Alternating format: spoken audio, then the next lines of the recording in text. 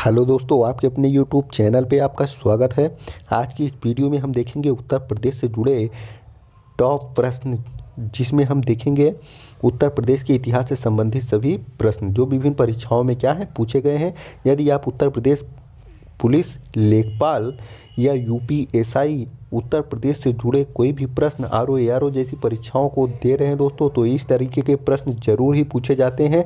इस पे हम एकदम विस्तार से चर्चा करने वाले हैं दोस्तों। इससे पहले कि हम आगे बढ़े दोस्तों, यदि आप इस चैनल को सब्सक्राइब न किए हों दोस्तों तो सब्सक्राइब कर लें और बेल आइकन का बटन जरूर दबा दें और चैनल को ज़्यादा से ज़्यादा शेयर करें। चलिए दोस्तों, इसको आज अपनी क्लास शुरू करते हैं। हमारा पहला प्रश्न है दोस्तों, पूरा पाषाण कालीन स्थल बेलन घाटी, जो बेलन घाटी है दोस्तों, बेलन घाटी का साक्ष्य उत्तर प्रदेश के किस जनपद से प्राप्त हुआ है? उत्तर प्रदेश के किस जनपद से प्राप्त हुआ है दोस्तों? इसका जो ऑप्शन है दोस्तों, option A Varanasi, option B Lucknow, option C Allahabad, option D Etawah. तो इसका जो राइट ऑप्शन है दोस्तों वह है क्या? ऑप्शन नंबर 3 इलाहाबाद से। पूरा पाषाणकालीन स्थल जो है दोस्तों बेलन घाटी का साक्ष्य इलाहाबाद के चंदौली के चकिया तथा सोनभद्र के सिंगरौली घाटी से प्राप्त हुआ है। हमारा अगला प्रश्न है दोस्तों, उत्तर प्रदेश के किस नवपाषाणिक पुरा स्थल से धान की खेती के साक्ष्य मिले हैं? इसमें पूछा है दोस्तों किस स्थल से धान की खेती के साक्ष्य मिले हैं। तो इसका जो ऑप्शन है दोस्तों बेलन नदी घाटी, ऑप्शन 2 नदी गंगा नदी घाटी, ऑप्शन 3 लोहदा नाला क्षेत्र, ऑप्शन 4 जो है दोस्तों कोल्डिहुआ है।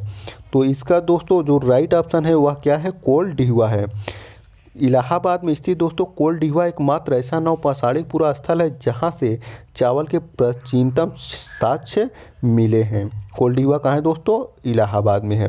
हमारा अगला प्रश्न दोस्तों, मध्य पाषाण कालीन स्थल सराय नाहर राय उत्तर प्रदेश के किस जनपद से में स्थित है? ऑप्शन 1 दिया है दोस्तों इलाहाबाद, ऑप्शन 2 एटा, ऑप्शन सी तीसरा प्रतापगढ़, ऑप्शन 4 दिया है जौनपुर। तो इसका जो राइट ऑप्शन है दोस्तों वह है ऑप्शन नंबर 3। क्या है राइट ऑप्शन? प्रतापगढ़। मध्य पाषाण कालीन संस्कृति के स्थल सराय नाहर, मदहा तथा दमदमा इत्यादि उत्तर प्रदेश के प्रतापगढ़ जिले में स्थित हैं दोस्तों। यहाँ पे क्या है? प्रतापगढ़ में स्थित है। सराय नाहर हो गया दोस्तों, महदहा हो गया, दमदमा हो गया, ये सब कहाँ पे है? प्रतापगढ़ में। यहाँ पर उत्खनन का जो कार्य हुआ था दोस्तों GR शर्मा द्वारा किया गया था और यहीं से स्तंभ, गर्त, अस्थि एवं श्रृंग निर्मित उपकरण, लघु पाषाण काल के उपकरण भी प्राप्त हुए हैं। हमारा अगला प्रश्न है दोस्तों, लोहे की खोज उत्तर प्रदेश के किस जनपद में हुई है? लोहे की खोज उत्तर प्रदेश के किस जनपद में हुई है? Option 1 Varanasi, option 2 Lucknow, option C Meerut, option D 4 Moradabad. तो इसका जो राइट ऑप्शन है दोस्तों वह है ऑप्शन नंबर 1। लोहे की खोज जो हुई दोस्तों वाराणसी से हुई है। 1000 ईसा पूर्व में लोहे की खोज दोस्तों वाराणसी जनपद व अंतरंजी खेड़ा एटा में हुई और लोहे की खोज के कारण लोहे के औजार बने, जिसके फलस्वरूप कृषि में क्या हुई दोस्तों? क्रांति हुई और नई अर्थव्यवस्था का जन्म हुआ, जिसके फलस्वरूप तत्कालीन सामाजिक, राजनीतिक एवं धार्मिक संरचनाओं में क्या हुआ दोस्तों? परिवर्तन देखने को मिला। यदि बात करें दोस्तों उत्तर प्रदेश में लोहे की खोज कहाँ हुई तो वाराणसी में हुई और दूसरी जगह एक एटा में मिला था दोस्तों, जहाँ किस स्थान पे? अतरंजी खेड़ा में। हमारा अगला प्रश्न है दोस्तों, उत्तर प्रदेश के किस पुरा पाषाणिक स्थल से अस्य निर्मित मातृ देवी की प्रतिमा प्राप्त हुई है? क्या है दोस्तों? अस्य निर्मित मातृ देवी की प्रतिमा किस स्थान से प्राप्त हुई है? तो ऑप्शन ए दिया है दोस्तों सराय नाहर राय, ऑप्शन 2 कोल्डिहुआ, ऑप्शन सी लोहदा नाला क्षेत्र, ऑप्शन 4 जो दिया है दोस्तों चकिया। तो इसका जो राइट ऑप्शन है दोस्तों यह है ऑप्शन नंबर 3। उत्तर प्रदेश के इलाहाबाद जनपद के बेलन घाटी लोहदा नाला, क्या दोस्तों? लोहदा नाला क्षेत्र में क्या है? हस्तनिर्मित मातृ देवी की प्रतिमा प्राप्त हुई है। लोहदा नाला कहाँ पे है दोस्तों? इलाहाबाद के क्षेत्र में। कहाँ पे? इलाहाबाद के क्षेत्र में, जहाँ से मातृ देवी की प्रतिमा प्राप्त हुई है। हमारा अगला प्रश्न है, बेलन नदी घाटी की खुदाई किसके निर्देशन में कराई गई? ऑप्शन ए दोस्तों AR राव, ऑप्शन 2 जो है Yagyadutt Sharma, option 3 MG Majumdar, option 4 professor GR Sharma. तो इसका जो राइट ऑप्शन है दोस्तों वह है प्रोफेसर GR शर्मा। क्या है? प्रोफेसर GR शर्मा के निर्देशन में क्या हुआ था दोस्तों? बेलन घाटी का कार्य संपन्न कराया गया। ये इलाहाबाद विश्वविद्यालय में क्या थे? प्रोफेसर थे। और दोस्तों यदि बात करें SR राव की, तो SR राव ने लोथल की खोज की थी, जबकि यज्ञदत्त शर्मा ने आलमगीरपुर की खोज की थी।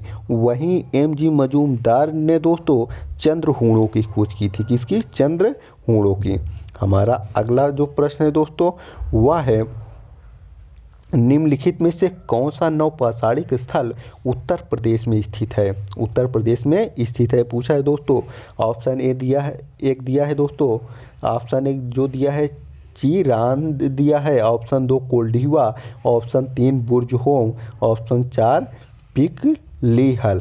तो इसका जो राइट ऑप्शन है दोस्तों वह है ऑप्शन नंबर 2 कोल्डिवा। क्या है? उत्तर प्रदेश में स्थित है। क्या है दोस्तों? उत्तर प्रदेश में स्थित है। और यह ऐसा एकमात्र नवपाषाणिक स्थल है दोस्तों जो उत्तर प्रदेश के इलाहाबाद ज़िले में स्थित है, जबकि चिन्नर जो है दोस्तों यह कहाँ पे है? बिहार में। और बुर्जहोम जो है दोस्तों ये कश्मीर में स्थित है।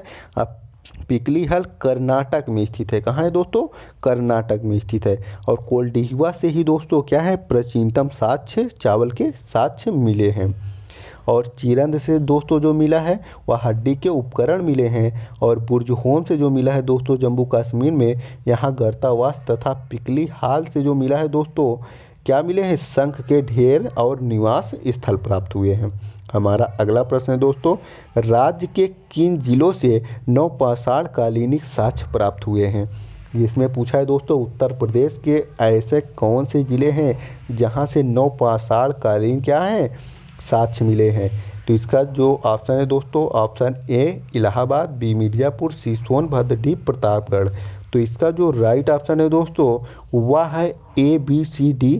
क्या है? चारों जगह से क्या है? नवपाषाण कालीन स्थल मिले हैं। हमारा अगला प्रश्न है दोस्तों निम्न में राज्य के किस जिले से पूरा पाषाणिक साक्ष्य प्राप्त हुआ है? राज्य के किस जिले से पूरा पाषाणिक साक्ष्य प्राप्त हुआ है? Option 1 Allahabad, option B Sonbhadra, option 3 Chandauli, option 4 उपयुक्त सभी। तो इसका जो राइट ऑप्शन है दोस्तों वह है ऑप्शन नंबर 4। राज्य के जो पूरा पाषाणिक साक्ष्य मिले हैं दोस्तों वह इलाहाबाद, सोनभद्र एवं चंदौली तीनों जगह से मिले हैं। इलाहाबाद की बेलन नदी घाटी, सोनभद्र की सिंगरौली घाटी। अब सिंगरौली मध्य प्रदेश का एक जिला है जो सोनभद्र से सटा हुआ है, तथा चंदौली के चकिया नामक स्थान से प्राप्त हुआ है। यदि बात करें दोस्तों अगले प्रश्न की, तो सिंधु घाटी सभ्यता का सबसे पूर्वी स्थल आलमगीरपुर कहाँ है? ऑप्शन 1 जो दिया है दोस्तों Etawah, option 2 Aligarh, option 3 Meerut, option 4 Bareilly. तो इसका जो राइट ऑप्शन है दोस्तों वह है ऑप्शन 3 क्या है? मेरठ में। सिंधु सभ्यता का दोस्तों जो सबसे पूर्वी स्थल है कौन सा है? आलमगीरपुर है, जो मेरठ में हिंडन नदी के किनारे क्या है? स्थित है। हमारा अगला प्रश्न है दोस्तों उत्तर प्रदेश में ताम्र पाषाणिक सभ्यता का साक्ष्य किस स्थान से प्राप्त हुआ है? उत्तर प्रदेश में दोस्तों जो ताम्र पाषाणिक सभ्यता का साक्ष्य है किस स्थान से प्राप्त हुआ है? ऑप्शन 1 जो दिया है Saharanpur, option 2 Lucknow, option 3 Shravasti, option 4 Kaushambi.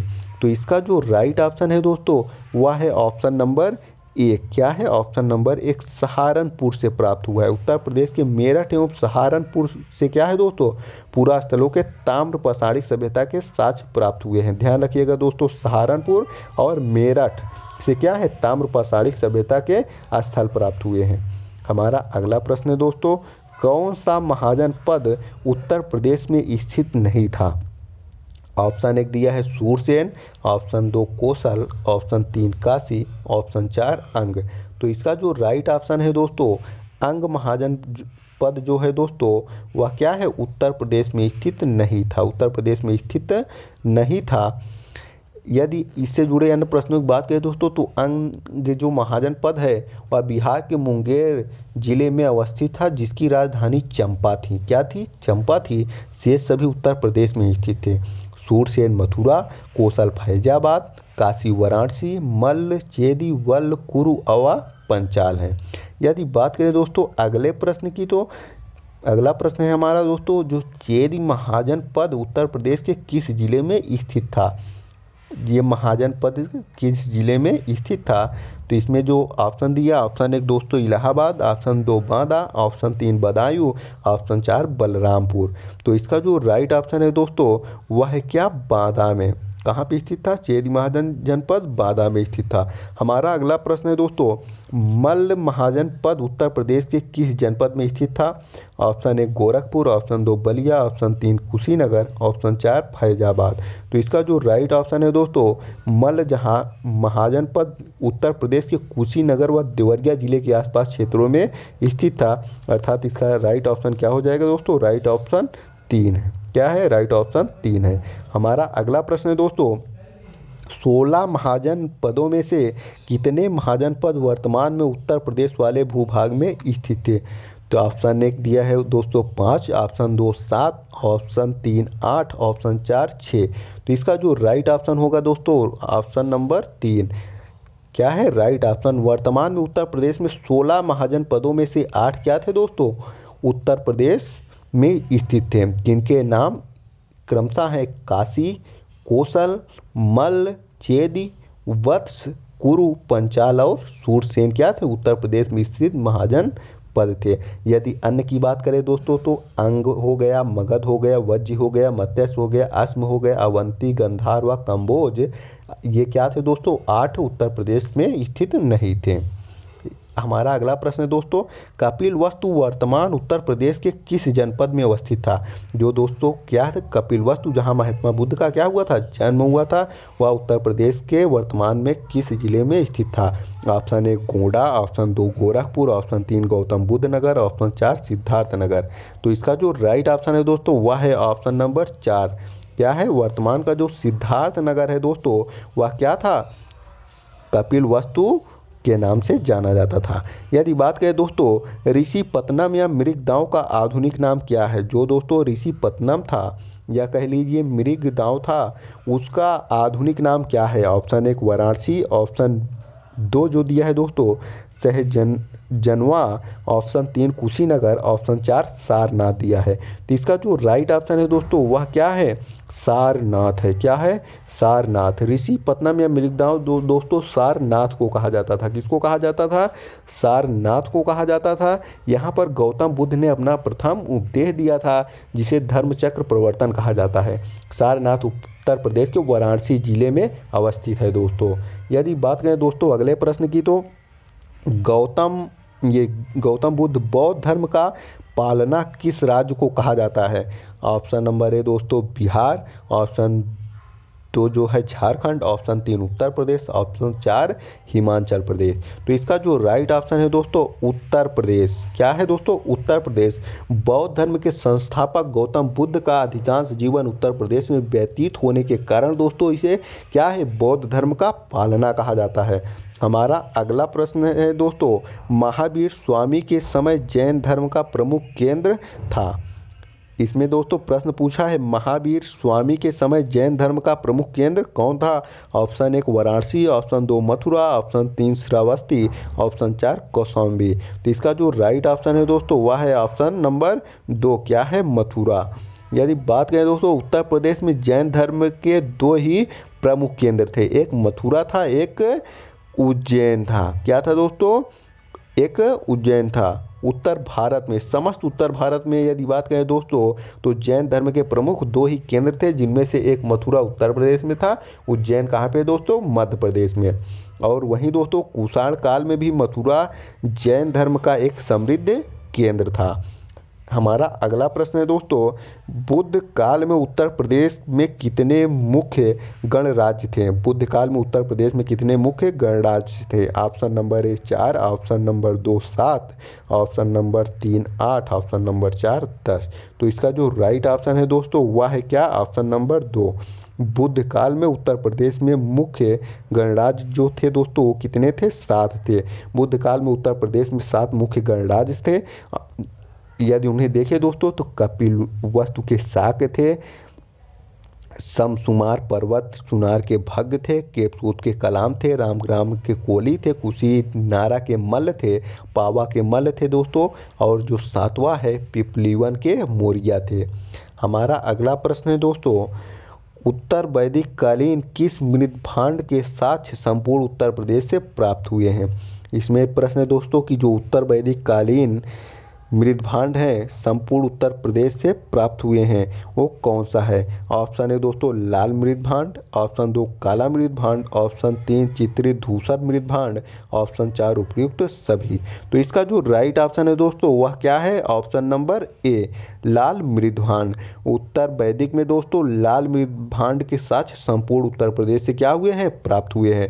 हमारा अगला प्रश्न है दोस्तों, पंचाल महाजनपद की राजधानी कंपिल का संबंध उत्तर प्रदेश के किस जनपद से है। इसमें दोस्तों जो पंचाल की राजधानी थी कंपिल, वर्तमान में उत्तर प्रदेश में जो दोस्तों जिले हैं उनका संबंध किससे था।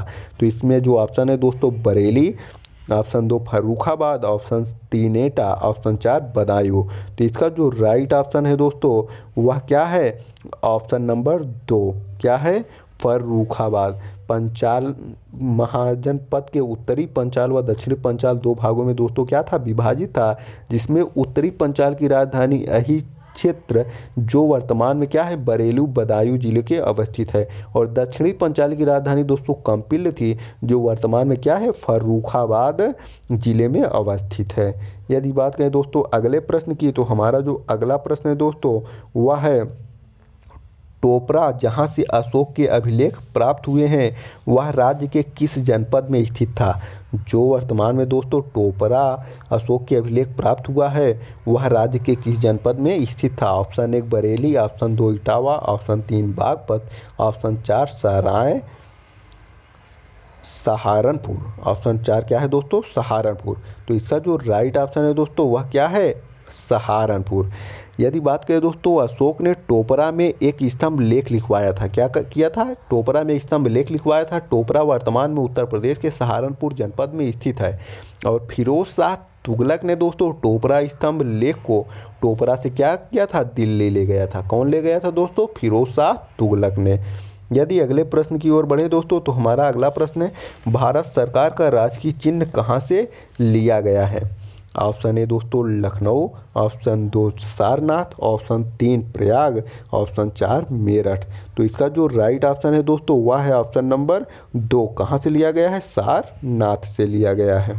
हमारा अगला प्रश्न है दोस्तों, उत्तर प्रदेश के किस जनपद को भारतीय मूर्तिकला की जन्मस्थली माना जाता है। उत्तर प्रदेश का ऐसा दोस्तों कौन सा क्या है जनपद है जिसे भारतीय मूर्तिकला का जन्मस्थली माना जाता है। Option 1 Mathura, option 2 Agra, option 3 Mirzapur, option 4 Renukoot. तो इसका जो राइट ऑप्शन है दोस्तों वह है ऑप्शन नंबर ए, क्या है, मथुरा। ऑप्शन नंबर ए मथुरा है, क्या है दोस्तों, मथुरा है। यदि अन्य बात करें दोस्तों तो उत्तर प्रदेश के मथुरा जनपद को मूर्तिकला की जन्मस्थली माना जाता है क्योंकि सर्वप्रथम भारत में मूर्तिकला की शैली मथुरा शैली है। क्या है, मूर्तिकला की दोस्तों जो शैली है वह मथुरा शैली है जो भारत में क्या थी, सर्वप्रथम थी। और मौर्य युग में मथुरा कला का महत्वपूर्ण केंद्र था। यहाँ यक्ष व यक्षिणियों की मूर्तियाँ मिली हैं। मथुरा में दोस्तों जैन तीर्थंकरों व हिंदू देवताओं की मूर्तियाँ खुदाई से मिली हैं। यदि बात करें दोस्तों अगले प्रश्न की, तो हमारा अगला प्रश्न है अयोध्या के शिलालेख किस वंश के शासकों ने लिखवाया था। दोस्तों जो अयोध्या में शिलालेख प्राप्त हुआ है उसको किस वंश के शासकों ने लिखवाया था। ऑप्शन 1 है दोस्तों हर्यक वंश, ऑप्शन 2 मौर्य वंश, ऑप्शन 3 शुंग वंश, ऑप्शन 4 कण्व वंश। तो इसका जो राइट ऑप्शन है दोस्तों वह क्या है, शुंग वंश। क्या है, शुंग वंश। अयोध्या का शिलालेख शुंग वंश के शासक धनदेव ने लिखवाया था दोस्तों। सम्राट धनदेव ने अयोध्या में पहली ईस्वी में क्या किया था दोस्तों, शासन किया था। हमारा अगला प्रश्न है भगवान बुद्ध की मृत्यु उत्तर प्रदेश के किस जनपद में हुई थी। Option 1 Sarnath, option 2 Kushinagar, option 3 Siddharthnagar, option 4 Gautam Buddh Nagar. तो इसका जो राइट ऑप्शन है दोस्तों वह है ऑप्शन नंबर 2। भगवान बुद्ध की जो मृत्यु हुई थी दोस्तों उत्तर प्रदेश के कुशीनगर में हुई थी। कहाँ हुई थी, उत्तर प्रदेश के कुशीनगर में। हमारा अगला प्रश्न है दोस्तों, कुषाण वंश के शासकों की दूसरी राजधानी कहाँ थी? जो कुषाण वंश के शासक हैं दोस्तों, उनकी जो दूसरी राजधानी थी वह कहाँ थी? Option 1 Agra, option 2 Kashi, option 3 Lucknow, option 4 Mathura. तो इसका जो राइट ऑप्शन है दोस्तों वह क्या है? मथुरा थी। और कुषाण वंश के शासकों की जो दूसरी राजधानी है दोस्तों वह कहाँ पे थी? मथुरा में थी। वहीं बात करें दोस्तों कुषाण वंश के शासक कनिष्क की प्रथम राजधानी जो थी वह पेशावर एवं दूसरी राजधानी मथुरा थी। कनिष्क ने कश्मीर को जीतकर वहाँ दोस्तों कनिष्कपुर नगर बसाया था और मथुरा में कनिष्क की एक प्रतिमा मिली है जिसमें उसे चोगा व भारी जूते पहने दिखाया गया है। हमारे अगला जो प्रश्न है दोस्तों वह है समुद्रगुप्त के सामरिक विजयों का वर्णन करने वाला प्रसिद्ध काव्य कहाँ अवस्थित है? दोस्तों समुद्रगुप्त के बारे में दोस्तों जो क्या है प्रशस्ति काव्य मिला है वह कहाँ स्थित है? Option 1 Kashi, option 2 Prayag, option 3 Awadh, option 4 Agra. तो इसका जो राइट ऑप्शन है दोस्तों वह क्या है? ऑप्शन नंबर 2 कहाँ से मिला है? प्रयागराज से मिला है दोस्तों। समुद्रगुप्त के सामरिक विजयों का वर्णन कवि हरिसेन द्वारा रचित प्रयाग प्रशस्ति में है दोस्तों, जो कि प्रयाग इलाहाबाद में अवस्थित है। इसे अशोक स्तंभ भी कहते हैं। मुगल शासक अकबर ने इस स्तंभ को इलाहाबाद के किले में क्या किया था दोस्तों? पुनः लगवाया था। हमारा अगला प्रश्न है दोस्तों, स्कंदगुप्त ने उत्तर प्रदेश के किस जनपद में भीतरी अभिलेख लिखवाया था? इसमें देखिए दोस्तों प्रश्न है स्कंदगुप्त जो है दोस्तों भीतरी अभिलेख जो है किस जनपद में लगवाया था? उत्तर प्रदेश के option 1 Kashi, option 2 Gorakhpur, option 3 Ghazipur, option 4 Allahabad. तो इसका जो राइट ऑप्शन है दोस्तों वह है ऑप्शन नंबर 3 गाजीपुर में। जो भीतरी अभिलेख है दोस्तों कहाँ से मिलता है? गाजीपुर में मिलता है। जो किसके द्वारा लगवाया गया? स्कंदगुप्त के द्वारा लगवाया गया। हमारा अगला प्रश्न है दोस्तों, धर्मराज का स्तूप कहाँ स्थित है? धर्मराज का स्तूप कहाँ स्थित है? इसका जो ऑप्शन है दोस्तों option 1 Sarnath, option 2 Prayag, option 3 Awadh, option 4 Chandauli. तो इसका जो राइट ऑप्शन है दोस्तों वह है ऑप्शन नंबर 3 क्या है? अवध। गुप्त शासक स्कंदगुप्त ने क्या इसका राइट ऑप्शन जो है दोस्तों धर्मराज का स्तूप का राइट ऑप्शन सारनाथ है। कहाँ है दोस्तों? सारनाथ में स्थित है।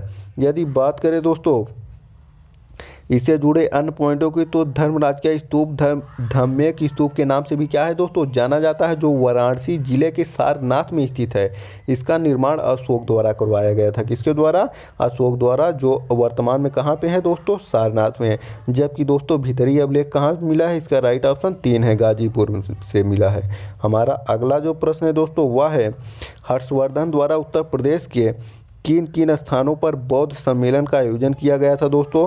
Option A Varanasi, option B Prayag, option C Siddharthnagar, option D Kannauj. तो इसका जो राइट ऑप्शन है दोस्तों वह है बी और डी। कहाँ? प्रयाग और कन्नौज में। कहाँ किया गया था दोस्तों? प्रयाग और कन्नौज में। इसका क्या है दोस्तों? राइट ऑप्शन है। पुष्पभूति वंश वर्धन शासक के क्या है दोस्तों? हर्षवर्धन ने उत्तर प्रदेश के कन्नौज व प्रयाग में 2 बौद्ध सम्मेलन का क्या किया था दोस्तों? आयोजन किया था। कहाँ कहाँ पे? प्रयाग और कन्नौज में किया था। हमारा अगला प्रश्न है दोस्तों, उत्तर प्रदेश में स्थित महाजन पदों को उनके वर्तमान स्थलों की क्या है सुमेलित करना है दोस्तों कूट के माध्यम से। तो इसका जो देखिए दोस्तों सुमेलन है दोस्तों वह है वत्स जो है दोस्तों उसका संबंध जो है इलाहाबाद के आसपास के क्षेत्रों से। क्या है? इलाहाबाद के आसपास के क्षेत्रों से।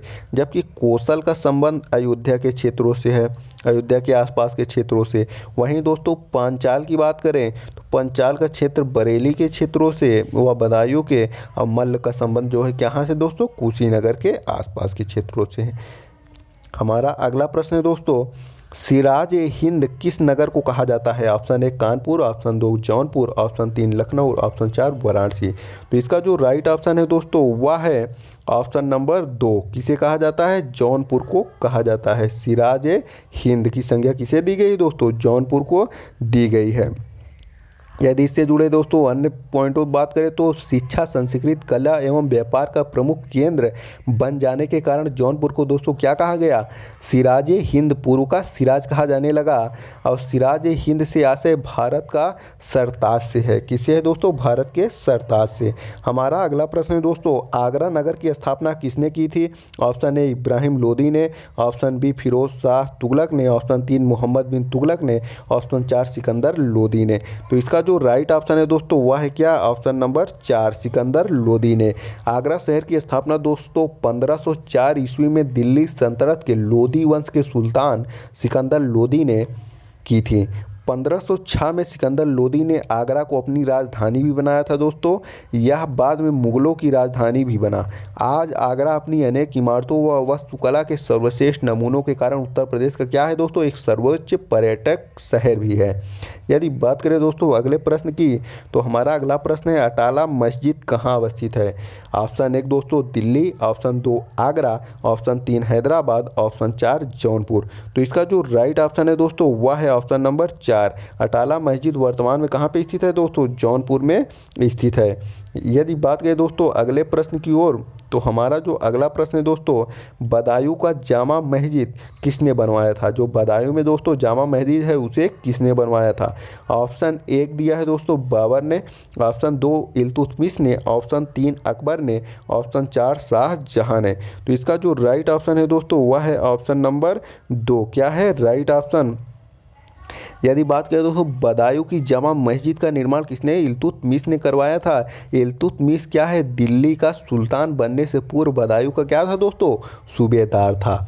यदि अगले प्रश्न को देखें दोस्तों, तो हमारा अगला प्रश्न है सरकी साम्राज्य की स्थापना कहाँ पर की गई थी? जो सरकी साम्राज्य था दोस्तों इसकी स्थापना कहाँ पे की गई थी? Option 1 Awadh, option 2 Delhi, option 3 Jaunpur, option 4 Patna. तो इसका जो राइट ऑप्शन है दोस्तों वह है, इसका राइट ऑप्शन है दोस्तों ऑप्शन नंबर 3 जौनपुर में। कहाँ पे? सरकी साम्राज्य की स्थापना कहाँ पे की गई थी दोस्तों? जौनपुर में की गई थी। और इस सरकी साम्राज्य की स्थापना दोस्तों तुगलक वंश के अमीर मलिक सरवर ख्वाजा जहाँ ने की थी। किसने दोस्तों? मलिक सरवर ख्वाजा जहाँ ने जौनपुर में की थी। अब मलिक सरवर को तुगलक वंश के सुल्तानों ने मलिक उस सर्क की उपाधि दी थी। हमारा अगला प्रश्न है दोस्तों, जौनपुर नगर की स्थापना किसने की थी? जौनपुर नगर की स्थापना किसने की थी दोस्तों? ऑप्शन 1 मलिक सरवर ने, ऑप्शन 2 चिनकिलिच खां ने, ऑप्शन 3 फिरोज तुगलक ने, ऑप्शन 4 बाबर ने। तो इसका जो राइट ऑप्शन है दोस्तों वह है कि क्या? फिरोज तुगलक ने। कौन दोस्तों? फिरोज तुगलक ने। जौनपुर नगर की स्थापना फिरोज तुगलक ने अपने भाई मोहम्मद बिन तुगलक या जौना खां की याद में किया था दोस्तों। किसने? अपने भाई की याद में किया था, जिसका नाम क्या था दोस्तों? मोहम्मद बिन तुगलक या जौना खां था। हमारा अगला प्रश्न है दोस्तों, आगरा के किले में मोती मस्जिद का निर्माण किसने करवाया था? जो दोस्तों आगरा का किला है उसमें मोती मस्जिद का निर्माण किसने करवाया था? Option 1 Humayun, option 2 Agra, option 3 Jahangir, option 4 Shahjahan.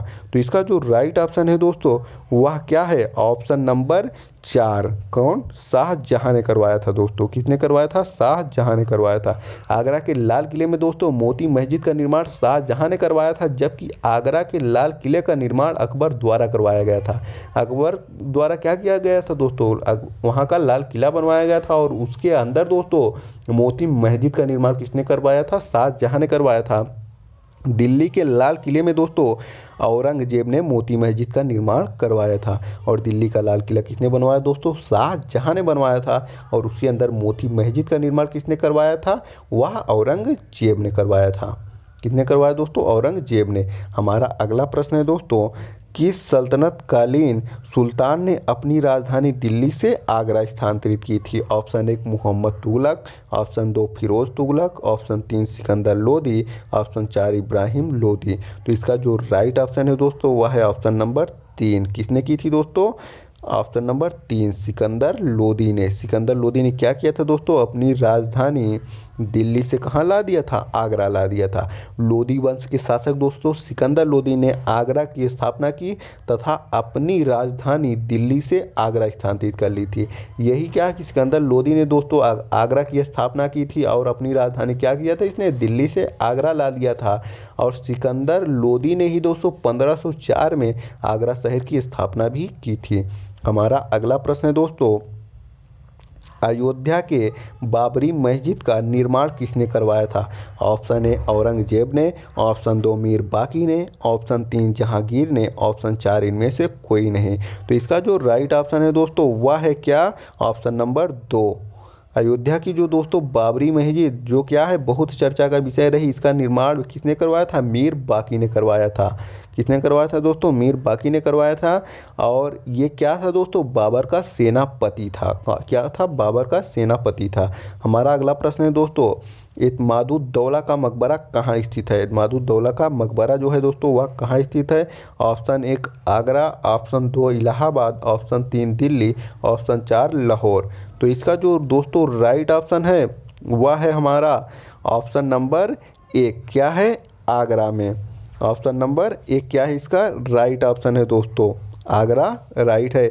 Jahangir के शासन काल में दोस्तों नूरजहां द्वारा क्या किया गया था दोस्तों, नूरजहां के द्वारा इत्मादुद्दौला का मकबरा आगरा में बनवाया गया था। और यह सफ़ेद संगमरमर से बना चतुर्भुजाकार क्या है दोस्तों, मकबरा था, जिसमें प्रथम बार क्या है पितृदुरा शैली का प्रयोग किया गया है या अलंकरण का क्या है प्रयोग किया गया है।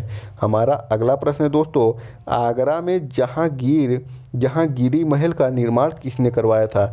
आगरा में दोस्तों जो जहांगीरी महल है उसका निर्माण किसने करवाया था। ऑप्शन 1 अकबर ने, ऑप्शन 2 जहांगीर ने, ऑप्शन 3 शाहजहां ने, ऑप्शन 4 औरंगजेब ने। तो इसका दोस्तों जो राइट ऑप्शन है वह क्या है, ऑप्शन नंबर 1 अकबर ने करवाया था। किसने करवाया था, अकबर ने। अकबर द्वारा अपनी राजधानी आगरा में दोस्तों जहांगीरी महल का निर्माण करवाया गया था। इसे ग्वालियर के मान सिंह महल की नकल कर बनाया गया था, इसलिए इसमें हिंदू इस्लामी परंपराओं का क्या है समावेश मिलता है। हमारा अगला प्रश्न है दोस्तों, बुलंद दरवाज़ा कहाँ स्थित है। Option 1 Agra, option 2 Delhi, option 3 Aurangabad, option 4 Fatehpur Sikri. तो इसका जो राइट ऑप्शन है दोस्तों वह है क्या, ऑप्शन नंबर 4। ऑप्शन नंबर 4 क्या है दोस्तों, राइट ऑप्शन है। गुजरात विजय की स्मृति में अकबर ने क्या किया था दोस्तों, फतेहपुर सीकरी में जामा मस्जिद के दक्षिण द्वार पर 134 फीट ऊंचाई का एक दरवाज़ा बनवाया। इसे बुलंद दरवाज़ा कहते हैं। इसे क्या कहते हैं दोस्तों, बुलंद दरवाज़ा कहा जाता है। जो इसकी ऊंचाई कितनी है दोस्तों, 134 फीट है। हम यदि अगले प्रश्न की बात करें दोस्तों, तो अकबर का मकबरा कहाँ स्थित है। Option 1 Delhi, option 2 Lahore, option 3 Secunderabad, option 4 Allahabad. तो इसका जो राइट ऑप्शन है दोस्तों वह है ऑप्शन नंबर 3 क्या है, ऑप्शन नंबर 3 क्या है दोस्तों, राइट ऑप्शन। अकबर का मकबरा कहाँ है, सिकंदराबाद में स्थित है। अकबर के मकबरे का निर्माण उसके पुत्र जहांगीर ने दोस्तों आगरा के पास ही स्थित सिकंदराबाद में करवाया था। और इससे 5 मंजिले पिरामिड के आकार के मकबरे की सबसे ऊपरी मंजिल पूर्णतः संगमरमर की बनी है। इसकी जो ये क्या है दोस्तों 5 मंजिला है और इसकी जो 5वीं मंजिल बनी है दोस्तों पूर्णतः किससे बनी है, संगमरमर से बनी हुई है। हमारा अगला प्रश्न है दोस्तों, आगरा के लाल किले का निर्माण किसने करवाया था। इस प्रश्न को हम देख चुके हैं दोस्तों। आगरा का जो लाल किला है उसका निर्माण किसने करवाया था। Option 1 Akbar, option 2 Jahangir, option 3 Shahjahan, option 4 Aurangzeb. तो इसका जो राइट ऑप्शन है दोस्तों क्या है, ऑप्शन नंबर 1 अकबर ने। आगरा के लाल किले का निर्माण दोस्तों अकबर द्वारा किया गया था। यह मुगल शैली का सर्वप्रथम उदाहरण है जिसका निर्माण कार्य 1565 ईस्वी में प्रारंभ होकर 8 वर्षों में पूर्ण हुआ था। इसके निर्माण में अधिकांशतः लाल पत्थर का ही प्रयोग किया गया है दोस्तों। जबकि दिल्ली की लाल किले का निर्माण किसके द्वारा करवाया गया था, शाहजहां के द्वारा करवाया गया था।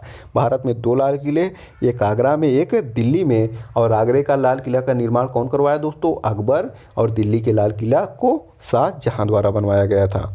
हमारा अगला प्रश्न है दोस्तों, ताजमहल का निर्माण किसने करवाया था? Option 1 Jahangir, option 2 Shahjahan, option 3 Aurangzeb, option 4 Sher Shah Suri. तो इसका जो राइट ऑप्शन है दोस्तों वह है क्या? Option number 2। ऑप्शन नंबर 2 क्या है? राइट ऑप्शन है। ताजमहल का निर्माण शाहजहां ने अपनी प्रिय पत्नी मुमताज महल, जिसका वास्तविक नाम क्या था दोस्तों? अर्जुमंद बानो बेगम था, के मकबरे के रूप में करवाया था। शाहजहां की मृत्यु के पश्चात उन्हें भी क्या है? ताजमहल में दफना दिया गया है दोस्तों।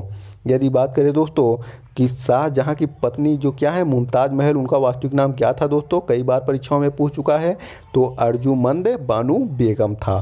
हमारा अगला प्रश्न है दोस्तों, ताजमहल का मुख्य वास्तुकार कौन था?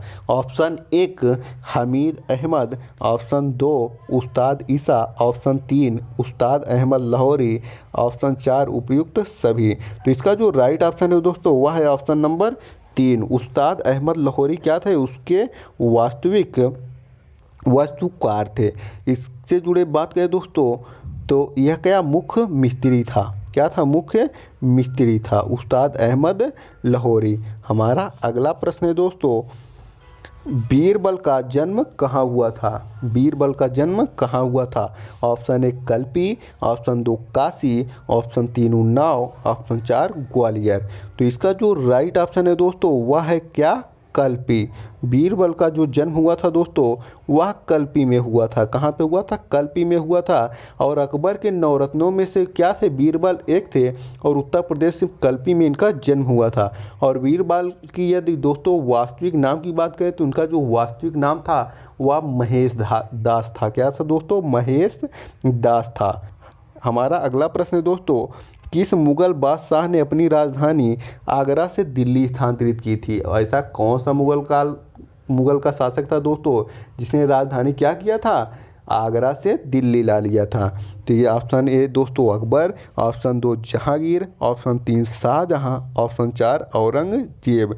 तो इसका जो राइट ऑप्शन है दोस्तों वह क्या है? Option number 3। क्या है? ऑप्शन नंबर 3 शाहजहां द्वारा। प्रारंभ से ही मुगलों की राजधानी क्या है दोस्तों? आगरा रही थी, परंतु मुगल बादशाह शाहजहां ने मुगल राजधानी को आगरा से दिल्ली स्थानांतरित किया तथा दिल्ली में लाल किले का निर्माण भी करवाया। हमारा अगला प्रश्न है दोस्तों, पंचमहल कहाँ स्थित है? पंचमहल कहाँ स्थित है?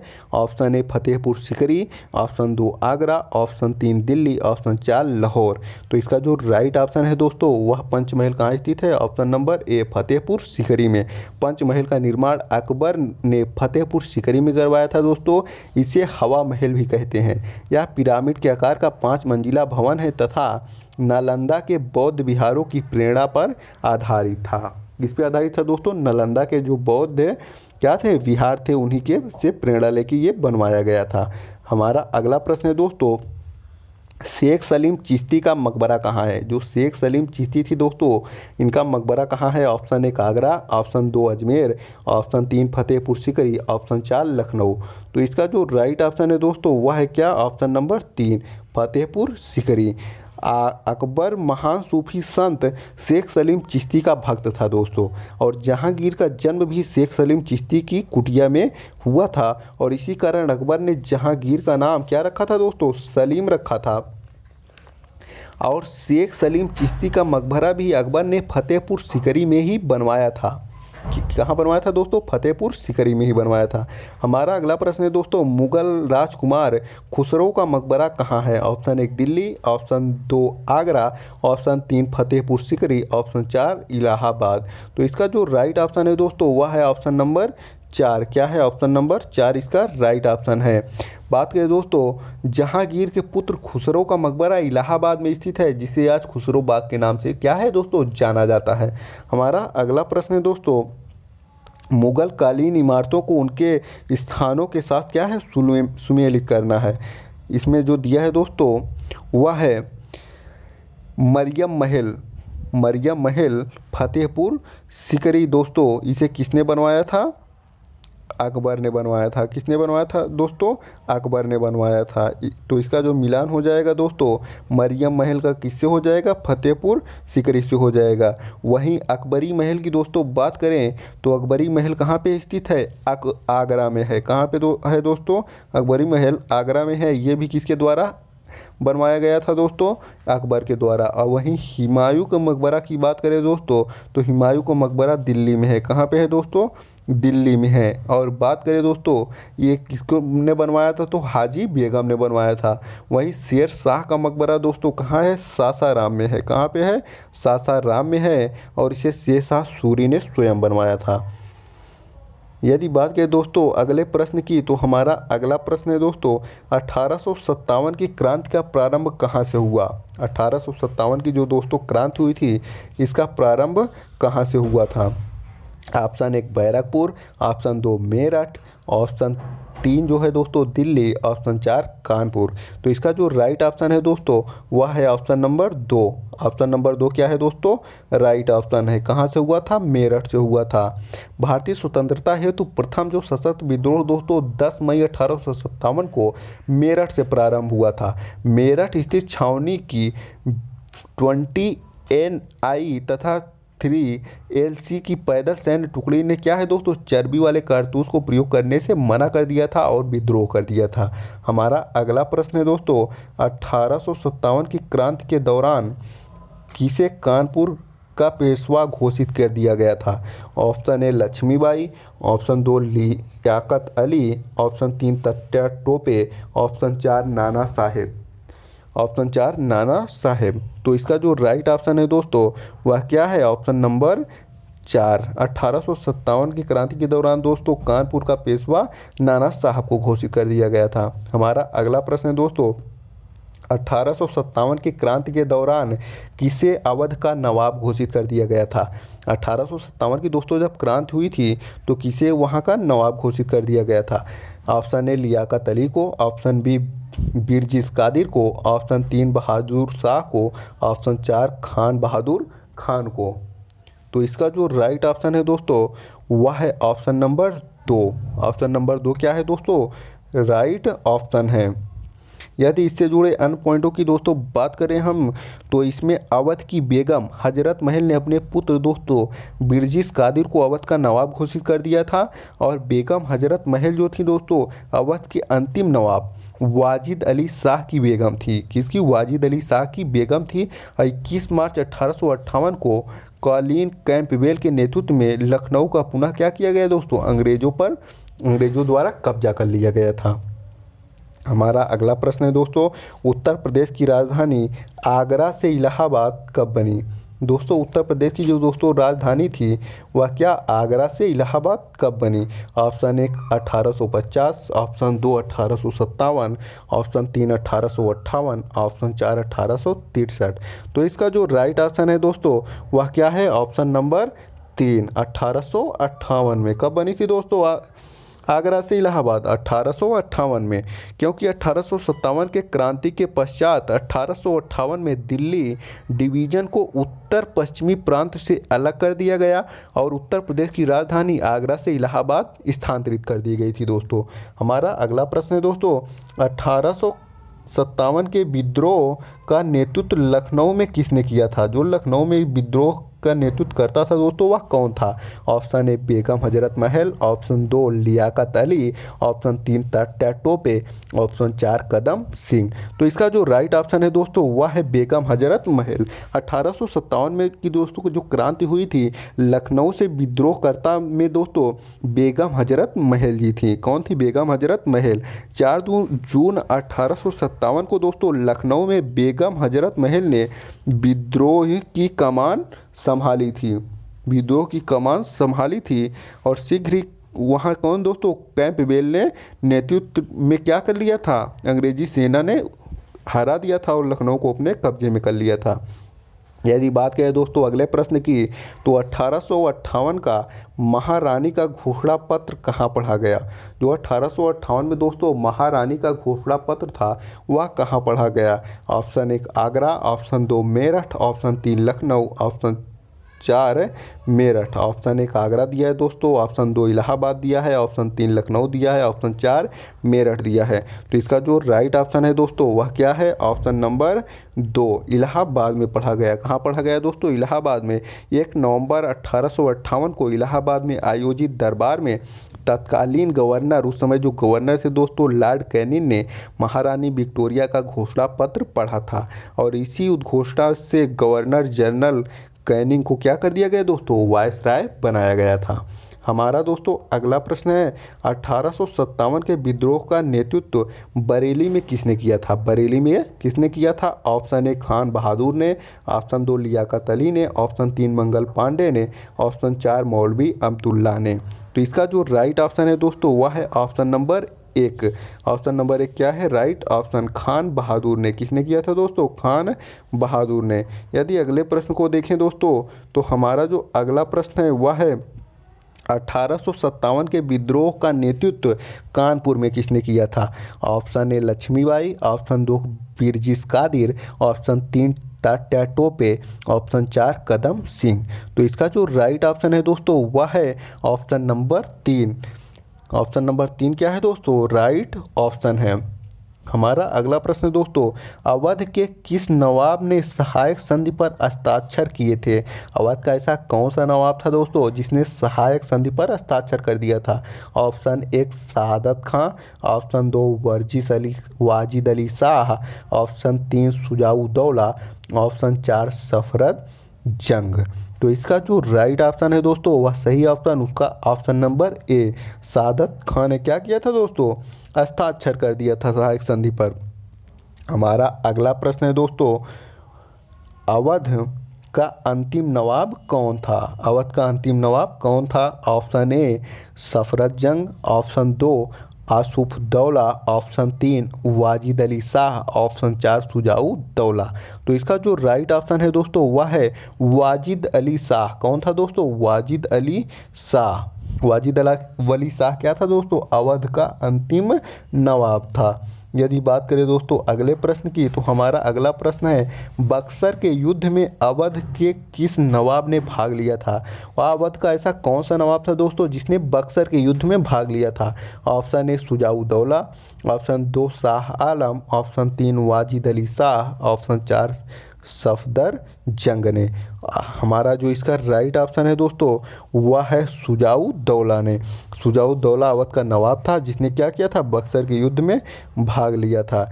यदि इससे जुड़े प्रश्नों की बात करें दोस्तों तो बक्सर का युद्ध 22 अक्टूबर 1764 को अंग्रेज व बंगाल के अपदस्थ नवाब मीर कासिम और अवध के नवाब शुजाउद्दौला तथा मुगल बादशाह शाह आलम द्वितीय की संयुक्त सेना के मध्य हुआ।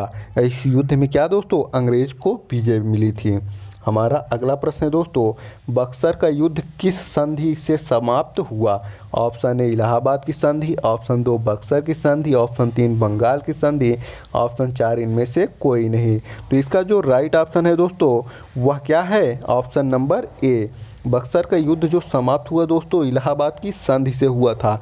बक्सर का युद्ध 22 अक्टूबर 1764 को अंग्रेज और अवध के नवाब शुजाउद्दौला और मुगल बादशाह शाह आलम द्वितीय व मीर कासिम के बीच हुआ था दोस्तों। और बक्सर की युद्ध की समाप्ति इलाहाबाद की 2 संधियां क्रमशः 12 अगस्त 1765 और 16 अगस्त 1765 में के द्वारा समाप्त हुआ था। हमारा अगला प्रश्न है दोस्तों अवध का विलय किस गवर्नर जनरल ने ब्रिटिश साम्राज्य में कर लिया था?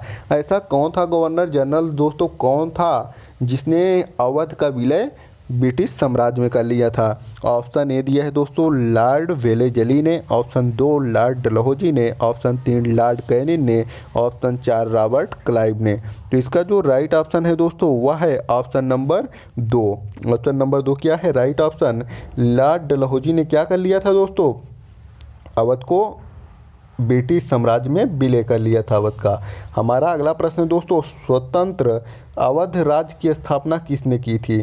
स्वतंत्र अवध राज्य की स्थापना किसने की थी? ऑप्शन ए शहादत खां बुरहान उल मुल्क ने, ऑप्शन 2 सफदर जंग ने, ऑप्शन 3 शाह आलम ने, ऑप्शन 4 शुजाउद्दौला ने।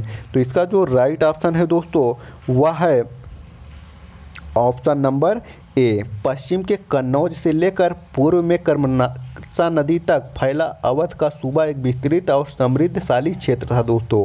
और अवध स्वतंत्रता की घोषणा 1722 में शहादत खां बुरहान मुल्क ने की थी। किसने की थी दोस्तों? शहादत खां बुरहानुल मुल्क ने की थी। हमारा अगला प्रश्न है दोस्तों, ब्रिटिश का साम्राज्य में विलय, अवध का ब्रिटिश साम्राज्य में विलय कब किया गया था दोस्तों? जो लॉर्ड डलहौजी द्वारा किया गया था दोस्तों, कब किया गया था? ऑप्शन ए 1854 में, ऑप्शन 2 1856 में, ऑप्शन 3 1858 में, ऑप्शन 4 1860 में। तो इसका जो राइट ऑप्शन है दोस्तों वह है ऑप्शन नंबर 2। कब किया गया था? 1856 में किया गया था। किस में किया गया था दोस्तों? 1856 में किया गया था।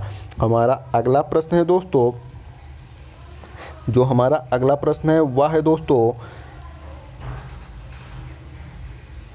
फैजाबाद में 1857 के विद्रोह का नेतृत्व किसने किया था? ऑप्शन ए दोस्तों अहमदुल्ला, ऑप्शन 2 बेगम हजरत महल, ऑप्शन 3 लियाकत अली, ऑप्शन 4 खान बहादुर ने। तो इसका जो राइट ऑप्शन है दोस्तों वह है ऑप्शन नंबर ए, अहमदुल्ला ने किया था। किसने? अहमदुल्ला ने किया था। मौलवी अहमदुल्ला ने अपना नेतृत्व किया था। हमारा अगला प्रश्न है दोस्तों, कानपुर में 1857 के विद्रोह का दमन किसने किया था? जो कानपुर में विद्रोह हुआ था दोस्तों, उसका दमन किसने किया था? तो उसका दमन दोस्तों कैंपबेल ने किया था। किसने किया था दोस्तों? कैंपबेल ने किया था। और इसने दोस्तों लखनऊ में भी विद्रोह का दमन किया था और कानपुर से नाना साहब ने विद्रोह को नेतृत्व किया था दोस्तों। यदि बात करें दोस्तों अगले प्रश्न की, तो झांसी में 1857 के विद्रोह का दमन किसने किया था? झांसी में किसने किया था दोस्तों?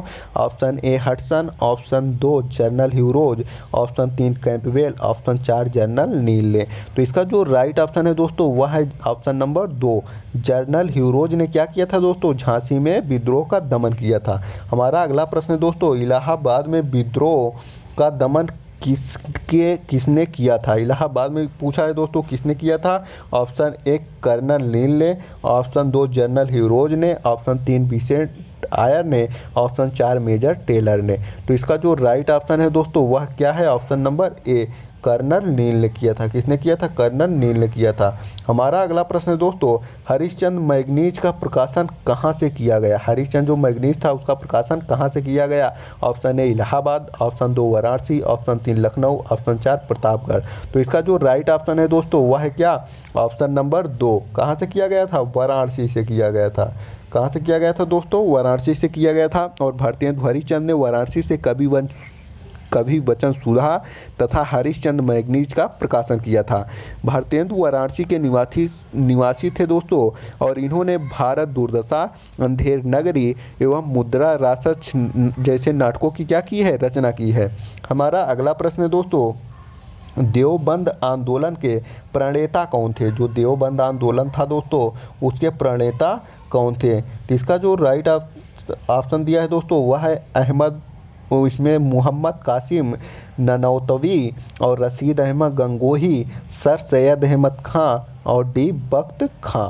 तो इसके जो राइट ऑप्शन है दोस्तों वह है ए और बी ने। किसने? ए और बी ने।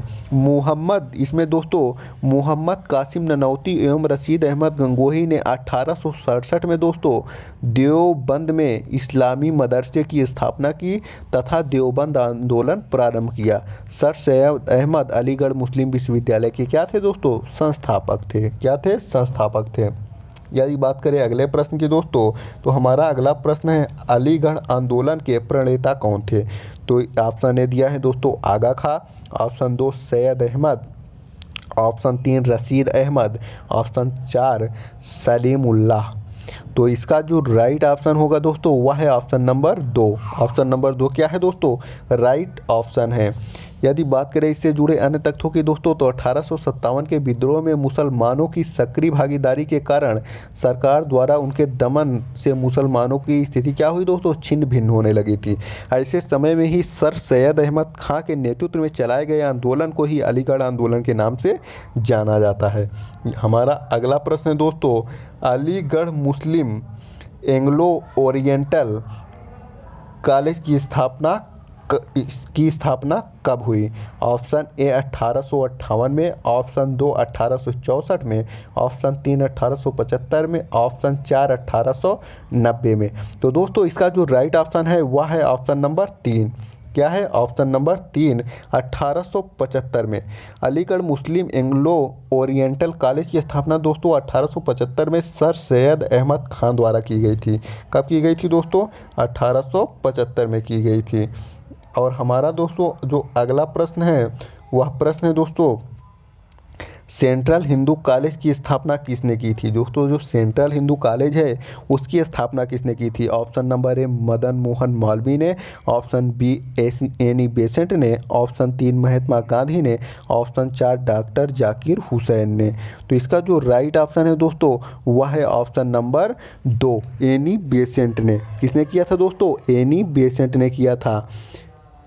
इससे जुड़े अन्य तथ्यों की बात करें दोस्तों तो एनी बेसेंट ने बनारस में 1898 में सेंट्रल हिंदू कॉलेज की स्थापना की थी, जो 1816 में मालवीय जी के प्रयासों से क्या बन गया दोस्तों? बनारस हिंदू विश्वविद्यालय बन गया। हमारा अगला प्रश्न है दोस्तों, आगरा में राधा स्वामी सत्संग की स्थापना किसने की थी? तो ऑप्शन एक दिया है दोस्तों पंडित मालवीय ने, ऑप्शन 2 शिवदयाल साहब ने, ऑप्शन 3 स्वामी श्रद्धानंद ने, ऑप्शन 4 स्वामी सहजानंद ने। तो इसका जो राइट ऑप्शन है दोस्तों वह है ऑप्शन नंबर 2। क्या है ऑप्शन नंबर 2? 1861 में शिवदयाल साहब ने आगरा में क्या किया था दोस्तों? राधा स्वामी सत्संग की स्थापना की थी। यह पंथ राधा स्वामी की उपासना करता है और स्वामी सहजानंद को दोस्तों प्रथम अखिल भारतीय किसान सभा का अध्यक्ष बनाया गया था। क्या किया गया दोस्तों? प्रथम अखिल भारतीय किसान सभा का अध्यक्ष किसे बनाया गया था? स्वामी सहजानंद को बनाया गया था।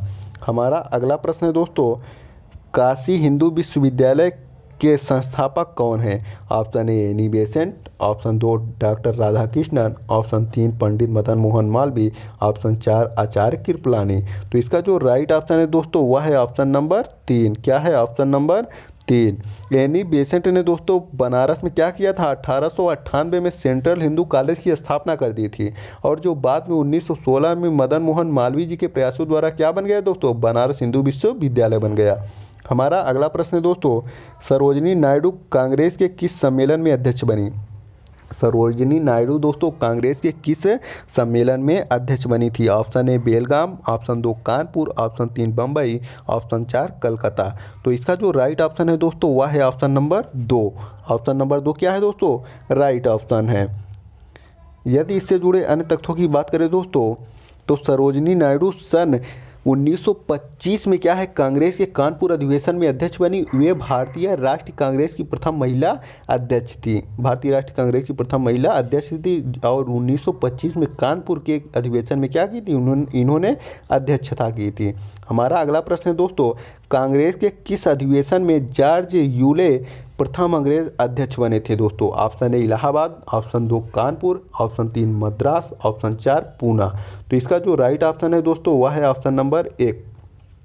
ऑप्शन नंबर 1 कांग्रेस के दोस्तों 1888 के इलाहाबाद के अधिवेशन की अध्यक्षता जॉर्ज यूले ने की थी और यह प्रथम अंग्रेज अध्यक्ष थे। क्या थे दोस्तों? प्रथम अंग्रेज अध्यक्ष थे। और काशी हिंदू विश्वविद्यालय की स्थापना कब की गई दोस्तों? ऑप्शन 1 1898 में, ऑप्शन 2 1909 में, ऑप्शन 3 1916 में, ऑप्शन 4 1925 में। तो इसका जो राइट ऑप्शन है दोस्तों वह है ऑप्शन नंबर 3। क्या है दोस्तों? Option number 3। काशी हिंदू विश्वविद्यालय की स्थापना जो हुई दोस्तों 1916 में पंडित मदन मोहन मालवीय द्वारा की गई थी। इसके द्वारा पंडित मदन मोहन मालवीय के द्वारा। अगले प्रश्न की बात करें दोस्तों तो सेंट्रल हिंदू स्कूल CHS की स्थापना कब हुई? ऑप्शन नंबर ए दोस्तों 1909 में, ऑप्शन नंबर 2 1874 में, ऑप्शन नंबर 3 1905 में, ऑप्शन नंबर 4 1898 में। तो इसका जो राइट ऑप्शन है दोस्तों वह है क्या? Option number 4। ऑप्शन नंबर क्या है दोस्तों?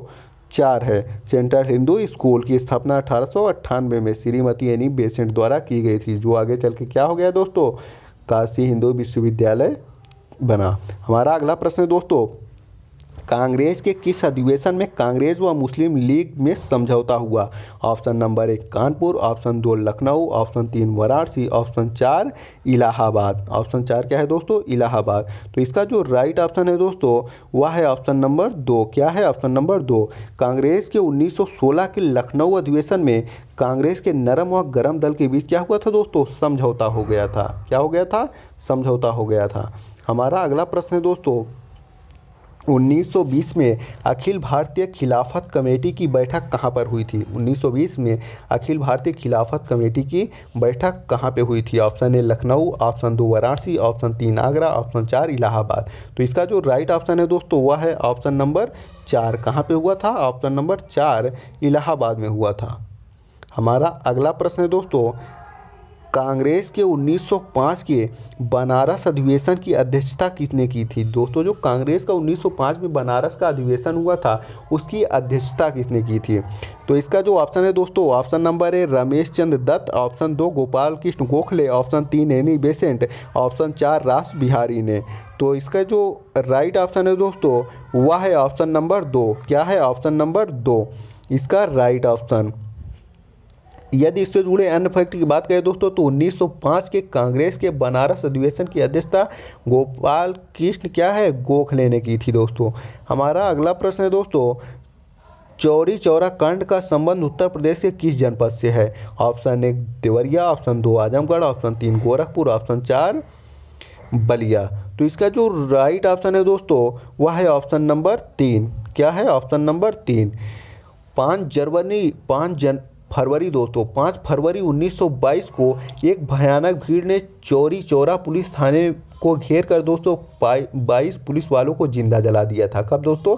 5 फरवरी 1922 में। और चौरी चौरा थाना वर्तमान में उत्तर प्रदेश के गोरखपुर जनपद में दोस्तों स्थित है। और इस घटना से आहत होकर महात्मा गांधी ने दोस्तों 12 फरवरी को दोस्तों 5 फरवरी को घटना हुई थी, 12 फरवरी को महात्मा गांधी ने 1922 में ही क्या किया था दोस्तों को असहयोग आंदोलन को वापस लेने की घोषणा कर दी थी। यदि बात करें दोस्तों अगले प्रश्न की तो हमारा अगला प्रश्न है, स्वराज पार्टी की स्थापना कहाँ पर की गई थी? Option 1 Agra, option 2 Allahabad, option 3 Lucknow, option 4 Kanpur. तो इसका जो राइट ऑप्शन है दोस्तों वह है ऑप्शन नंबर 2। कहाँ क्या है दोस्तों? Option number 2। असहयोग आंदोलन के असमय वापसी से क्या है दोस्तों दुखी होकर 1923 में चित्तरंजन दास एवं मोतीलाल नेहरू ने दोस्तों इलाहाबाद में स्वराज पार्टी की स्थापना कर दी थी। और 16 जून 1925 को चित्तरंजन दास की मृत्यु के बाद मौलवी जी ने लाला लाजपत राय के साथ मिलकर क्या किया था दोस्तों? स्वतंत्र कांग्रेस पार्टी नाम से नई पार्टी बनाई थी। हमारा अगला जो क्या है दोस्तों प्रश्न है वह है, हिंदुस्तान रिपब्लिकन एसोसिएशन की स्थापना कहाँ की गई थी? दोस्तों जो हिंदुस्तान रिपब्लिकन एसोसिएशन है उसकी स्थापना कहाँ की गई थी? Option A Varanasi, option 2 Allahabad, option 3 Kanpur, option 4 Ballia. तो इसका जो राइट ऑप्शन है दोस्तों वह है ऑप्शन नंबर 3। क्या है? हिंदुस्तान रिपब्लिकन एसोसिएशन की स्थापना कानपुर में हुई थी। कहाँ हुई दोस्तों? कानपुर में। और इसमें राम प्रसाद बिस्मिल, चंद्रशेखर आज़ाद और सचिन नंद संथाल आदि क्रांतिकारियों ने दोस्तों इसका क्या किया था? स्थापना की थी। और इसके सेनापति की बात करें दोस्तों तो इसका जो सेनापति थे वह चंद्रशेखर आज़ाद थे और इसका मुख्यालय आगरा में स्थित था। कहाँ था दोस्तों? आगरा में स्थित था। और इसकी स्थापना कहाँ हुई थी दोस्तों? कानपुर में हुई थी। यदि बात करें दोस्तों ककोरी कांड को कब अंजाम दिया गया था? ककोरी कांड को कब अंजाम दिया गया था? ऑप्शन 1 5 अगस्त 1925 को, ऑप्शन 2 9 अगस्त 1924 को, ऑप्शन 3 5 अगस्त 1924 को, ऑप्शन 4 9 अगस्त 1925 को। तो जो इसका राइट ऑप्शन है दोस्तों वह है ऑप्शन नंबर 4। ऑप्शन नंबर 4 क्या है दोस्तों? राइट ऑप्शन है। 9 अगस्त 1925 को कौन सी घटना घटी दोस्तों? ककोरी कांड की घटना घटी थी।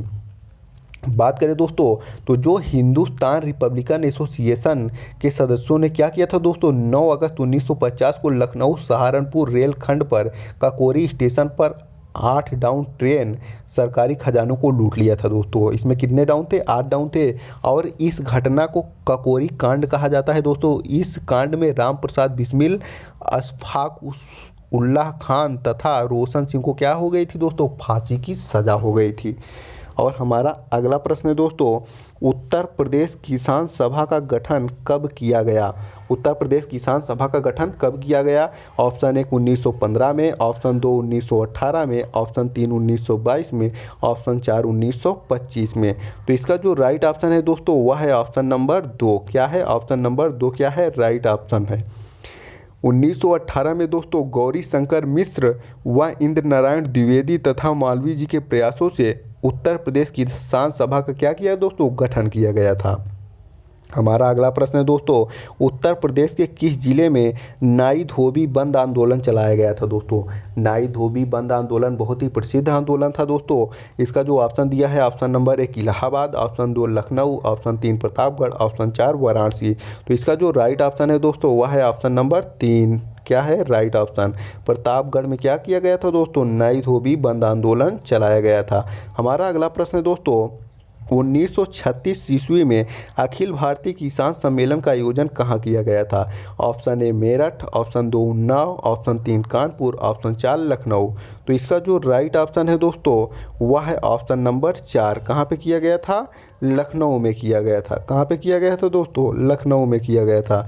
हमारा अगला प्रश्न है दोस्तों, भारत छोड़ो आंदोलन के दौरान उत्तर प्रदेश के किस शहर में अस्थायी सरकार बनाई गई थी?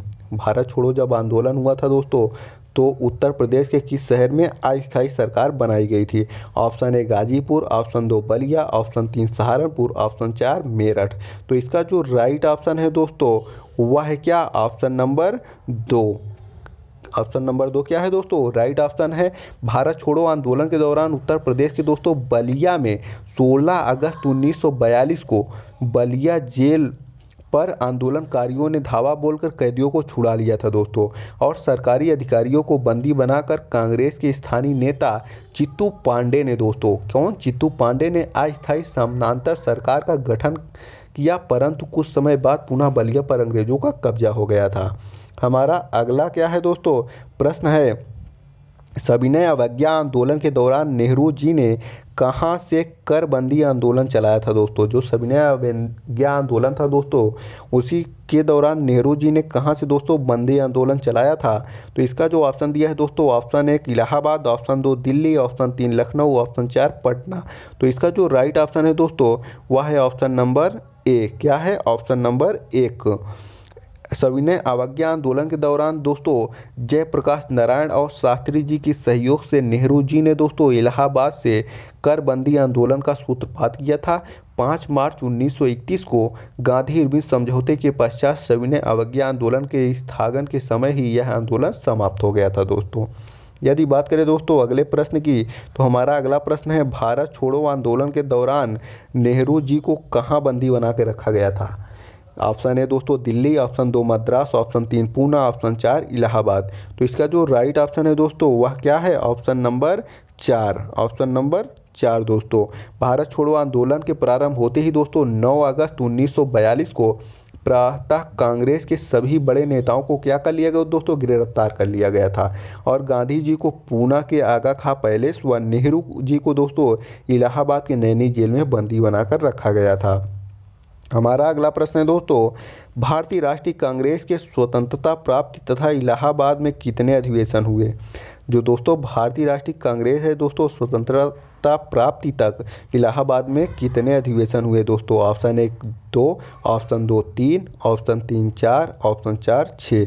तो इसका जो राइट ऑप्शन है दोस्तों वह है ऑप्शन नंबर 2। क्या है? 3 अधिवेशन हुए। स्वतंत्रता प्राप्ति तक दोस्तों भारतीय राष्ट्रीय कांग्रेस की इलाहाबाद में 3 अधिवेशन सन 1888, 1892 तथा 1910 में हुए, जिसकी अध्यक्षता क्रमशः दोस्तों जो 1888 में हुआ था जॉर्ज यूलो ने किया था, और जो प्रथम अंग्रेज अध्यक्ष थे, जबकि दोस्तों 1892 में व्योमचंद बनर्जी तथा 1910 में दोस्तों विलियम वेडरवर्थ ने की थी। हमारा अगला प्रश्न है दोस्तों, 1937 में प्रांतीय विधानसभा चुनाव के पश्चात उत्तर प्रदेश में किसके नेतृत्व में सरकार का गठन किया गया? ऑप्शन 1 दोस्तों सरोजनी नायडू, ऑप्शन 2 गोविंद वल्लभ पंत, ऑप्शन 3 वीर बहादुर सिंह, ऑप्शन 4 मोतीलाल नेहरू। तो इसका जो राइट ऑप्शन है दोस्तों वह है ऑप्शन नंबर 2। ऑप्शन नंबर 2 क्या है दोस्तों? राइट ऑप्शन है। 1935 के भारत सरकार अधिनियम के तहत दोस्तों 1937 में प्रांतीय विधानसभाओं के चुनाव हुए और जिसमें कांग्रेस को पूर्णतः बहुमत मिला दोस्तों। 288 विधानसभा सीटों में से 134 सीटें प्राप्त कर कांग्रेस ने अकेले दोस्तों सरकार बनाई थी और इस सरकार का गठन पंडित गोविंद वल्लभ पंत के नेतृत्व में किया गया था दोस्तों। हमारा अगला प्रश्न है दोस्तों, उत्तर प्रदेश को समय समय पर दिए गए नामों को संबंधित वर्षों से क्या है दोस्तों सुमेलित करना है। तो इसमें जो इसका सुमेलन दिया गया है दोस्तों 1836 में दोस्तों बंगाल से अलग कर आगरा क्या है प्रेसिडेंसी बनाया गया था दोस्तों। क्या है आगरा प्रेसिडेंसी बनाया गया था और उसको उत्तर पश्चिम प्रांत नाम दिया गया था। क्या दिया गया उत्तर पश्चिम प्रांत नाम दिया गया था। वहीं दोस्तों मुख्यालय आगरा बनाया गया। जबकि 1877 में दोस्तों अवध और उत्तर प्रदेश प्रांत को एकत्रित कर लिया गया और इस बृहद क्षेत्र को संयुक्त प्रांत नाम दे दिया गया दोस्तों। जबकि 1937 में दोस्तों इस प्रदेश का नाम छोटा करके मात्र संयुक्त प्रांत कर दिया गया और तथा आज़ादी मिलने के बाद दोस्तों 26 जनवरी 1950 को उत्तर प्रदेश नाम दे दिया गया था दोस्तों। हमारा अगला प्रश्न है दोस्तों, कांग्रेस अधिवेशन के समय व स्थान को सुमेलित करते हुए नीचे कूट क्या है दोस्तों कूट को भरना है। तो इसका जो दोस्तों ऑप्शन है वह है 1888 में भारतीय राष्ट्रीय कांग्रेस का अधिवेशन दोस्तों इलाहाबाद में हुआ था और जिसकी अध्यक्षता किसने की थी जॉर्ज यूले ने की थी।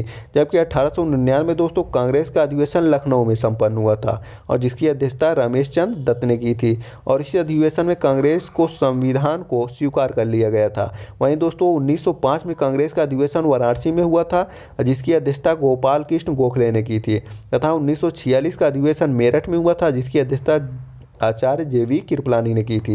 भारत की आज़ादी के समय भी दोस्तों कांग्रेस के अध्यक्ष कृपलानी ही थे।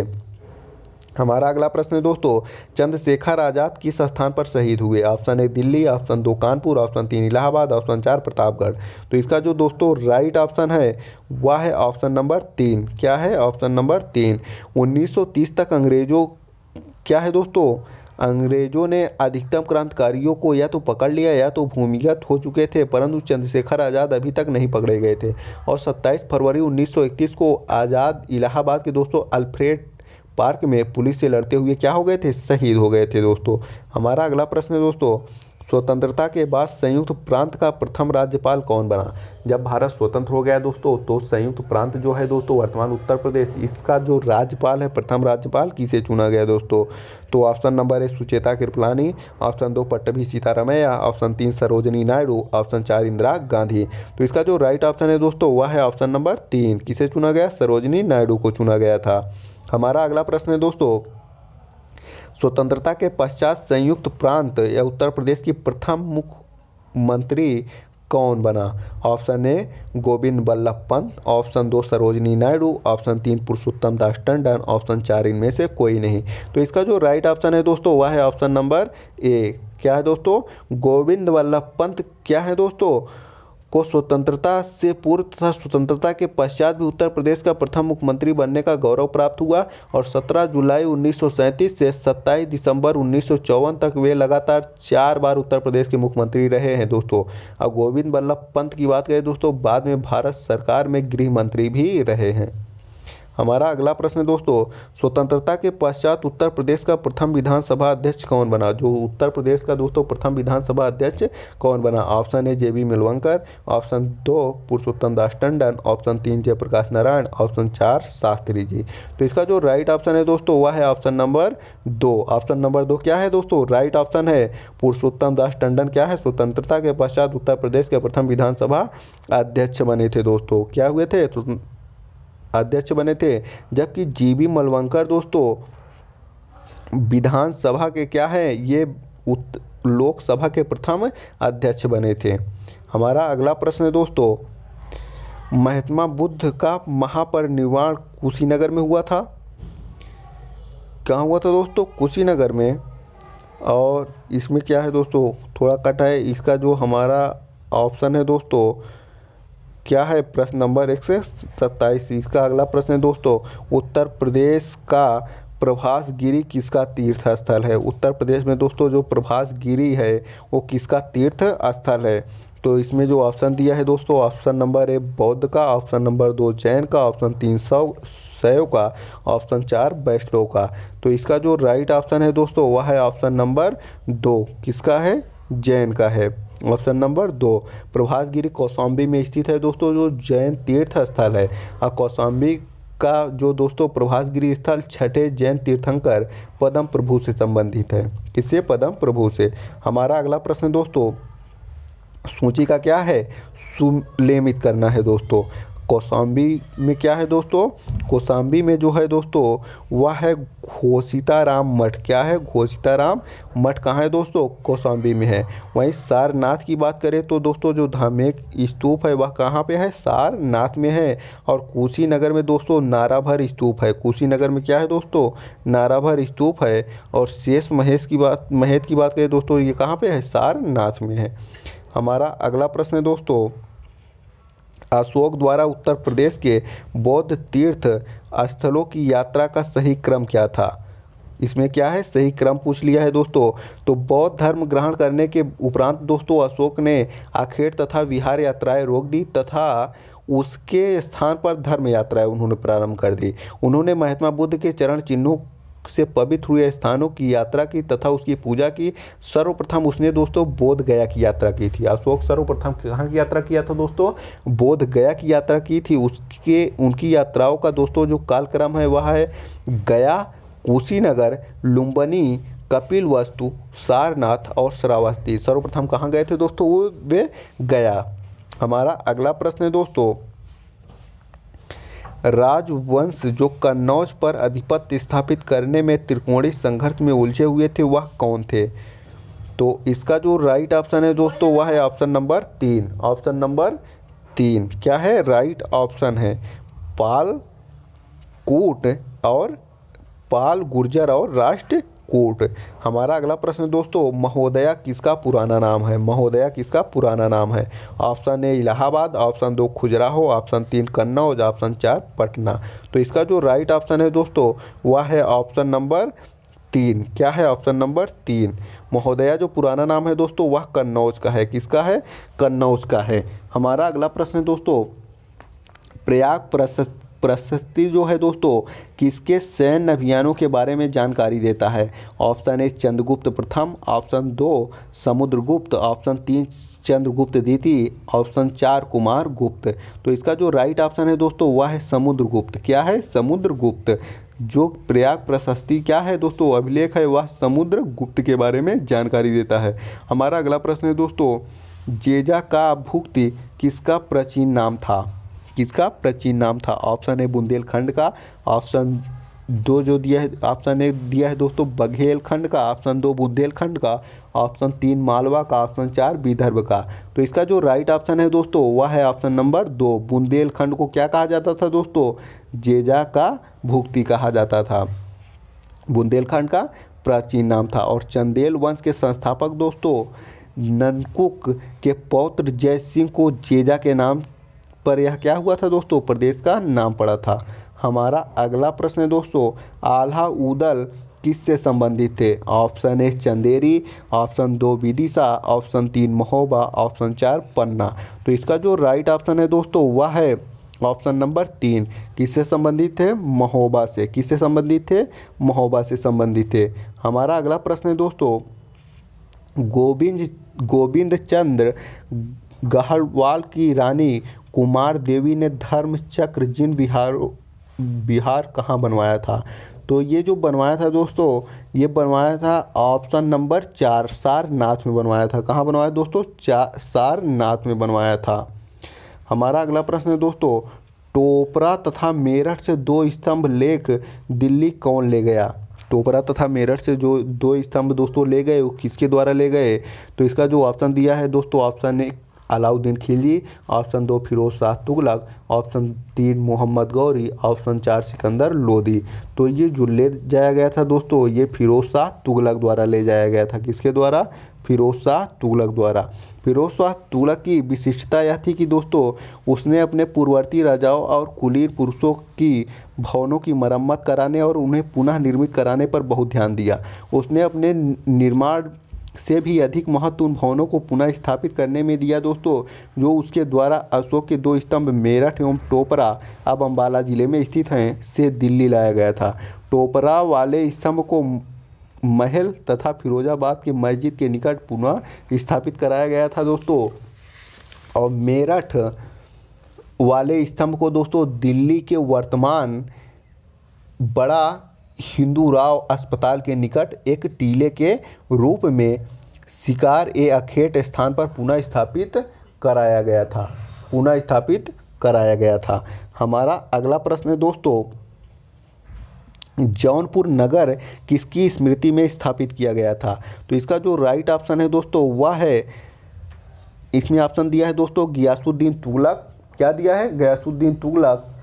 ऑप्शन नंबर 2 मोहम्मद बिन तुगलक, ऑप्शन 3 फिरोज शाह, ऑप्शन 4 अकबर। तो इसका जो राइट ऑप्शन है दोस्तों वह है ऑप्शन नंबर 2 किस मोहम्मद बिन तुगलक। अगला हमारा प्रश्न है दोस्तों, किस मुगल बादशाह के विरुद्ध जौनपुर में फतवा जारी हुआ था? ऐसा कौन सा दोस्तों मुगल बादशाह था जिसके विरुद्ध जौनपुर में क्या हुआ? फतवा जारी हो गया था। Option A Humayun, option 2 Akbar, option 3 Shahjahan, option 4 Aurangzeb. कौन था दोस्तों? औरंगजेब। तो इसका जो राइट ऑप्शन है दोस्तों वह है ऑप्शन नंबर 2। अकबर के खिलाफ क्या किया गया था दोस्तों? फतवा जारी कर दिया गया था। क्या कर दिया गया था? फतवा जारी कर दिया गया था। 1580 में दोस्तों जौनपुर के एक धर्मगुरु ने सभी मुस्लिमों को अकबर के विरुद्ध विद्रोह करने के लिए दोस्तों फतवा जारी कर दिया गया था। हमारा अगला प्रश्न है दोस्तों, ये रहे दोस्तों हमारे उत्तर प्रदेश के इतिहास से जुड़े महत्वपूर्ण प्रश्न जो लगातार परीक्षाओं में पूछे जा रहे हैं।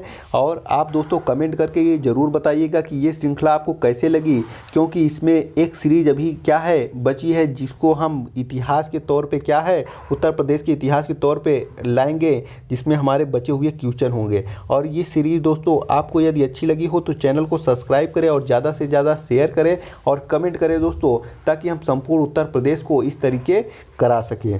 धन्यवाद दोस्तों।